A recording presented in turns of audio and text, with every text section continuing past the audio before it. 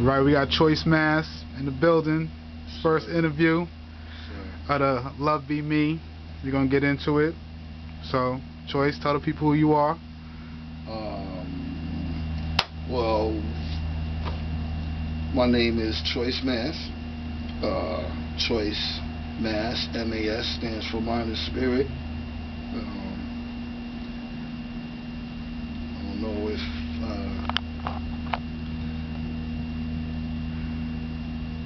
I'm not going to leave my government. No doubt. I'll leave it at that. Choice Mass. Some people call me Freddie Fox. Some people call me Abel. Some people call me Mass. Some people call me Choice. But for the most part, I'm known as Choice Mass. Holla. All right. Let's get into some questions here. So, what's your philosophy for your life? For my life? Yes, sir. That's actually a good way to put it, my life, because I wouldn't have a philosophy for anybody else's. So, my philosophy for my life changes every day. As of right now, I could say that it's a great question, man. And like I said, it changes every day, so sometimes it's even hard for me to catch up with it. Okay. I would say my philosophy for today is definitely to practice humility as much as I can for myself, because it's not something I come from, something I need to practice more. Care about people, unconditional caring, not that care that people talk about and don't show. Unconditional caring about a stranger, about the people you don't know about, which also goes with judge not. I don't judge anybody. I don't care if you're a murderer, a rapist, if you stealing aspirins, if you're a crackhead, if you're a rich man, if you're a valedictorian. I don't care who you are. It's a story. It's a story behind you. It's a story behind everybody. And so I don't judge anyone. And I would go with that. Humility, judge not, and unconditional love. That's my philosophy. That's what it is. Alright, man, if you had to take 3 words to describe yourself, what would they be? 3 words to describe myself.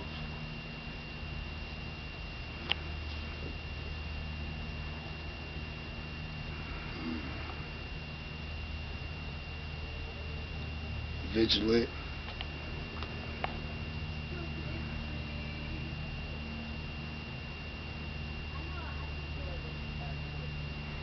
deep, and caring. Okay. That's what's up. What is love to you? Yeah, that's a deep one. That's a good one.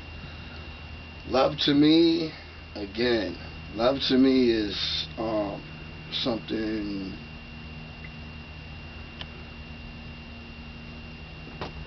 This reminds me of the blog question you had about a month ago.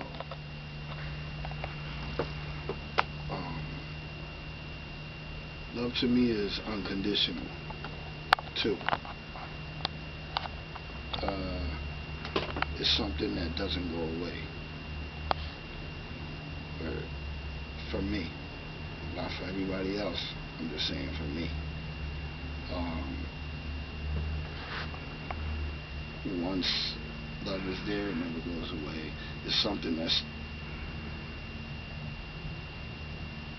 it's not taught. I don't think it can be taught, and I don't think you can find it in the dictionary. Of course it's there, but I don't think you can find it in the dictionary.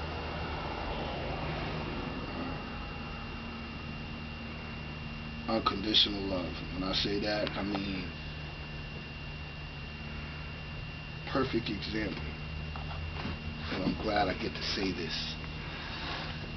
I always hear people say, and I've been a victim of it, and I've been the person to say it, I don't change. I'm not gonna change for anybody. I treat everybody the same. I don't change for anyone. I'm not gonna change for you. I'm only gonna do me, or whatever. That's the biggest crock of shit I've ever heard in my life. Everybody changes every day. We change. Love changes you. But on the other hand, the person who's loving you has to love the changes, or they don't love you at all, in my eyes. So if you can't love a person through their changes and love the changes that they go through, then you don't love the person, in my eyes. And when I say love, that goes also back to that book that you put me on to, Tuesdays with Moy, where he said you need to embrace something. Love is embracing, which in order to embrace something, you have to experience it completely from beginning to end, which means the good and the bad. It doesn't just mean the good. You have to embrace the whole relationship of anything you go through, good and bad. And if you can't do that, you're not in love.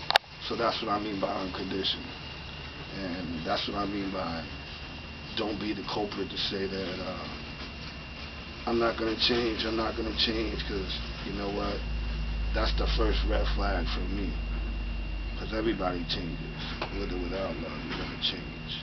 So, but love is just unconditional, and that's what it is to me, if that made any sense. It made perfect sense. If it didn't, it makes a lot of sense to me. That's all that has to make sense to is to you, you know? Makes sense to me, but...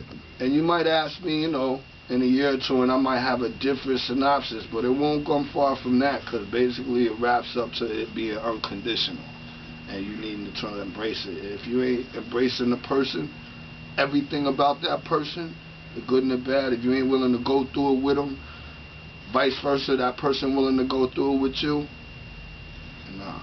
And I do believe you can love a person and they don't love you back. And I do believe you can love more than one person at the same time. Definitely. So, holla. Holla. Alright. Who influences you?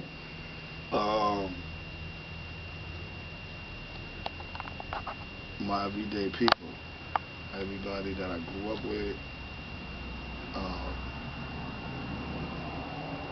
yourself, Holla.